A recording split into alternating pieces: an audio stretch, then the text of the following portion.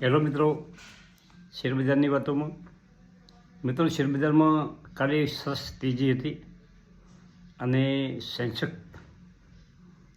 447 point એટલે કે 0.52% વધી અને 85,712 ઉપર બંધ રહ્યો.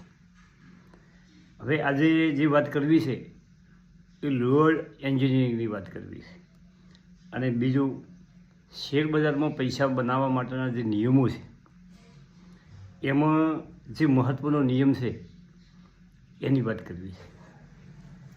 વિડીયો પૂરો જોજો, મજા આવશે અને શેરબજાર સમજવાની કોશિશ કરજો. હવે નિફ્ટી 26,186 ઉપર બંધ રહ્યો, 152 પોઈન્ટનો વધારો અને 0.59% વધ્યા.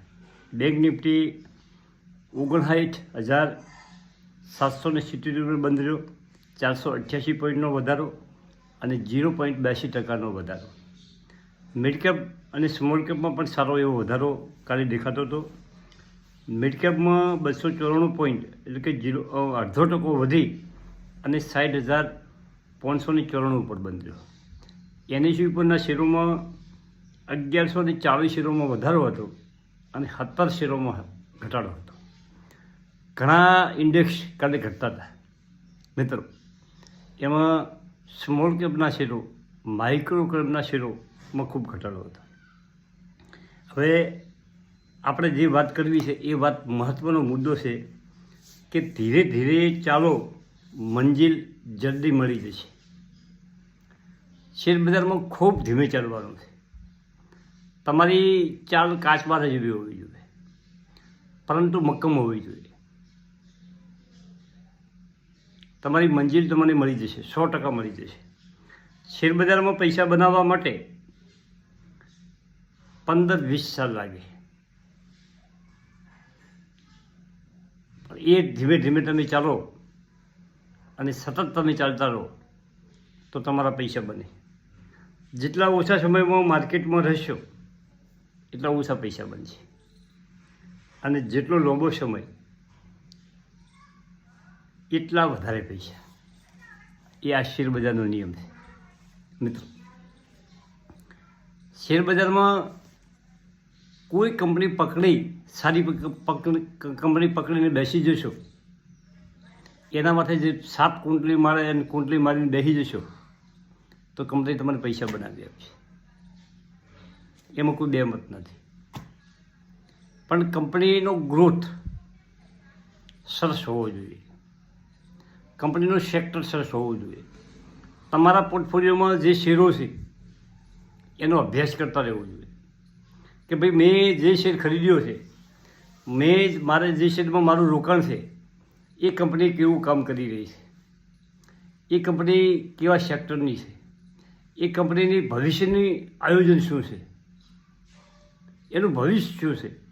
અત્યારે એઆઈના જમાનામાં ઘણી કંપનીઓના ધંધા પડી ભાગવાના છે મિત્રો. અને જે નવી ઉભરતી કંપનીઓ છે, જે એઆઈ સાથે કદમ મિલાવીને ચાલી રહી છે, આધુનિક ટેકનોલોજી સાથે કદમ મિલાવીને ચાલી રહી છે, તે કંપનીઓ હરણફાળ પડે છે. આપણે સપનામાં વિચાર્યું ન હોય એવા બિઝનેસો આવશે મિત્રો. જેને કોઈ એના પાસે સાધન ન હોય, ધારો કે ઓલા જે આપણે બુકિંગ ચાલે છે ઓલાનું, એને તમે ઓલામાં બુક કરો એટલે તમારે કાર આવી જાય અને એ કાર તમને તમારા મંજિલ સુધી પહોંચાડી જાય. ઓલાને કોઈ કાર નથી, પણ એ કાર એની સાથે ઘણા લોકો સાથે બિઝનેસ ટાઈપ કરેલો હોય. એમેઝોન, આવા તો ઘણા પ્લેટફોર્મો છે ભાઈ ધંધાના, અને આવા ધંધા વિકસી રહ્યા છે. ચીલાચાલુ કંપનીઓ છોડી અને આધુનિક કંપનીઓમાં જે કામ કરી રહી છે, જેનું ભવિષ્ય સારું છે, તેવી કંપનીઓમાં રોકાણ કરવું જોઈએ. હવે આપણે આજે લોઅર એન્જિનિયરિંગની વાત કરીએ, જે 52 રૂપિયા અને 64 રૂપિયા પૈસા ઉપર કાલે બંધ રહ્યો અને 52 વીક લો 48 રૂપિયા છે. આ શેર 52 વીક લો આસપાસ ચાલી રહ્યો છે અને એક વખત 90 રૂપિયાનો હાઈ બનાવ્યો હતો અને અહીંયાથી 40 રૂપિયા એટલે કે 50% ઉપર તૂટ્યો છે. હવે ઘણા મિત્રોને આ શેર લીધા છે, મેં પણ લીધા છે. મારા પોર્ટફોલિયોમાં 500,000 શેર છે. એના પછી મારા થોડાક આડી શેર પણ પડ્યા છે, પરંતુ આપણે બધી પકડીને બેઠા છે. આવનારા સમયમાં આ કંપની કેવી ચાલે છે એના ઉપર મારી પણ નજર છે. અને ઘણા મારા મિત્રોને કોમેન્ટ પણ હતી. એનું માર્કેટ કેપ છે 100,947 કરોડ, EPS 0.77, PE 68 અને PB 6.10, બુક વેલ્યુ 8.63 અને ફેસ વેલ્યુ 1.5% ડિવિડન્ડ આપે છે કંપની.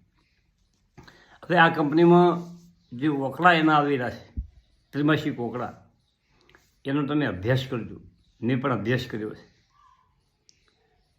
આ બજારની સાથે થોડીક ચાલી શકે છે અને થોડુંક જો ઘટાડો થાય અધિઓમાં તો થોડુંક નવું આમાં ઉમેરી શકાય એવું છે. ખોટી કંપની નથી. મેં આ 12 રૂપિયાની કંપની હતી, 12 રૂપિયાના ભાવની. ત્યાંથી મેં એમાં હોલ્ડિંગ થોડું વધાર્યું છે, 32 સુધી મેં એમાં શેર લીધા છે. અને થોડી ક્વોન્ટિટી પણ સારી એવી ભેગી મેં કરી છે, પરંતુ 90 રૂપિયામાં હું વેચાર નથી. અને અત્યારે 50-52 રૂપિયા ચાલી રહ્યો છે. 60 રૂપિયા ઉપર હતો, એમાંથી ઘટી ધીમે ધીમે 52 રૂપિયા ઉપર આવ્યો છે. હવે જુઓ છો, ઓની ડિટેલ અભ્યાસ તો મેં ખૂબ કરેલો છે. અને હવે આમાં કોઈ નવો ઓર્ડર કોઈ મળે, નવું કામગીરી મળે, વચ્ચે એને 2-3 ઓર્ડરો હતા, એ ઓર્ડરોને કારણે થોડોક તેજ થયો હતો, વળી પાછો ઘટાડો થયો છે. હવે આ કંપની કોઈ ખોટી કંપની નથી, સરસ કંપની કામ કરી રહી છે. ઓકળા પણ એના સારા ત્રિમાસિક ઓકળા પેશ કર્યા છે. એટલે તમે પોર્ટફોલિયોમાં જેના પોર્ટફોલિયોમાં શેર પડ્યો હોય તે હોલ્ડ કરી શકે છે મિત્રો. મારા પાસે છે, મેં પણ હોલ્ડ કર્યો છે. અને સુરેશભાઈ, ગભરાયા વગર તમે આ શેર પોર્ટફોલિયોમાં રાખો. હજી થોડો ઘટે તો એમાં વિચારી શકાય એવી કંપની છે. શેરબજારમાં જે લોકો લાંબા સમયથી હોલ્ડિંગ કરીને બેઠા છે, ઘણા મિત્રોની કોમેન્ટ હતી કે 5 વર્ષથી તો આ પરિસ્થિતિમાં બેઠા છે, પણ હજી તો નુકસાન છે. મિત્રો, આવનારો સમય સરસ આવી ગયો છે ભારતની ઇકોનોમી માટે, ભારતના માર્કેટ માટે. અને સારી કંપનીઓ તમને 100% વળતર શેરબજારમાંથી અપાવી શકે છે. મિત્રો,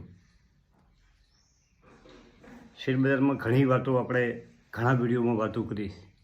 લોકોએ ખૂબ વિડીયો જોયા છે, મન મૂકીને કોમેન્ટો કરી છે, પણ મારી પોતાની કચાશને કારણે હું કોમેન્ટનો જવાબ આપી શકતો નથી. મારી ઘણી થોડીક મજબૂરીઓ હોય છે, ઉંમરનો હિસાબ, બીજો સામાજિક. હવે કોમેન્ટરની જવાબ આપવાની કોશિશ કરી રહ્યો છું. થેન્ક યુ, આભાર.